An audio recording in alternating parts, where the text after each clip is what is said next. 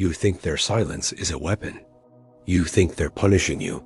Today, we're breaking into that room. I'm going to show you the 3 stages of Gemini ghosting, why it happens the exact moment you get close, and the specific psychological trigger I call the mirror effect that forces them to come back. This isn't astrology.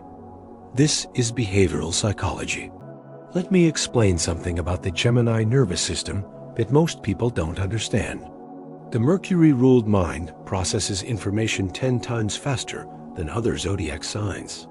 They don't just feel emotions, they analyze them. They categorize them. They run simulations of future conversations before you've even finished your sentence. But here's the problem. That processing speed comes with a cost.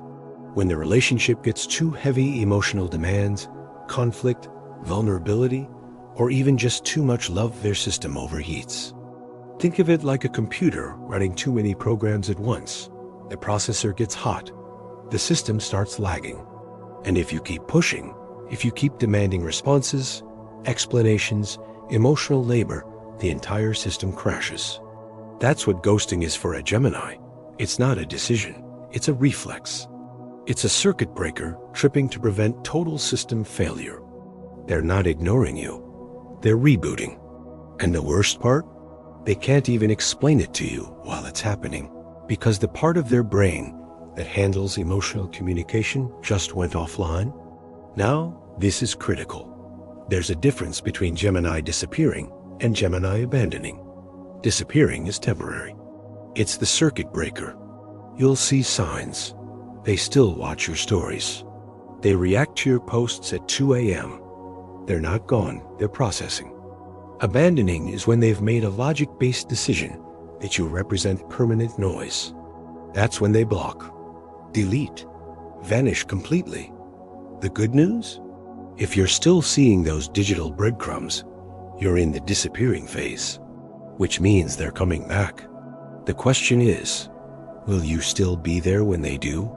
So what are they actually doing during the silent treatment? This is the part that feels cruel, but understanding it will change everything. While you're panicking, texting, calling, overanalyzing, they've put you in a mental box. They've compartmentalized. One of the most terrifying abilities of the Gemini mind is complete emotional detachment on demand. They've taken every version of you, the person they love, the person who hurt them, the person who needs them, and filed you away, temporarily archived. And here's what people don't realize. During this silence, they're reevaluating their relationship using pure logic, completely devoid of emotion. They're asking themselves one question. Does this person bring me peace or noise? That's it. That's the entire algorithm running in their head. And every text you send, every "Are you okay?" every "Can we talk?" that's data. Data that gets categorized as noise. This is the danger zone. Because if you chase them here, if you demand explanations, if you spiral into emotional panic, you confirm their worst fear, that you are noise. You become the evidence they need to justify the distance. I know that sounds cold. I know it hurts. But remember, they're not operating from their heart right now. They're operating from their survival brain.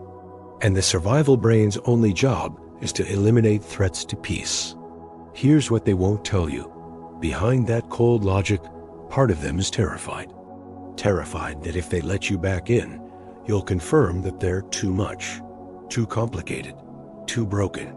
The other twin, the one that actually loves you, is locked in that panic room with them, whispering, "What if we just explained?" But the protective twin won't let them. Not yet, not until they know it's safe. All right, you now understand the mechanism. You understand why they disappeared. Now let me show you how to bring them back. And I'm going to warn you, this will feel counterintuitive. It will feel like giving up, but it's not. It's strategic psychological warfare. Step 1, stop chasing immediately.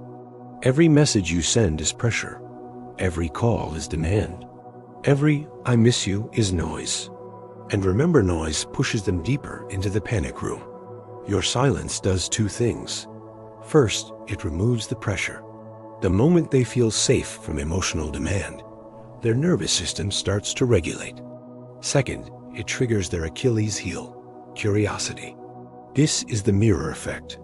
If they go silent, you go dead silent. Not passive-aggressive silence. Not I'm ignoring dash you dash to dash her dash you single quote silence. Complete, authentic detachment. Why does this work specifically on a Gemini? Because a Gemini cannot stand the unknown. Their entire mental operating system is built on gathering data, analyzing patterns, predicting outcomes. When you stop providing data, you become a mystery. And mysteries torture them. They start wondering, why aren't they chasing? Did they move on? Are they okay without me? Did I lose them? And that curiosity, that need to know, becomes stronger than their need for safety. When they reach out, and they will, it will be casual. A meme, a thinking of you text, a random question about something you talked about months ago. This is the test. They're checking. Is it safe to come out? Your response determines everything. If you respond with emotion relief, anger, neediness, they retreat again. If you respond with matching energy casual, unbothered, warm, but not desperate, you signal safety. You're telling them the pressure is off. I'm not noise. I'm peace. And that's when the real conversation can begin. But here's what you need to understand before you celebrate their return. Not all Geminis come back the same way. There are 3 types, and you need to know which one is walking back through your door.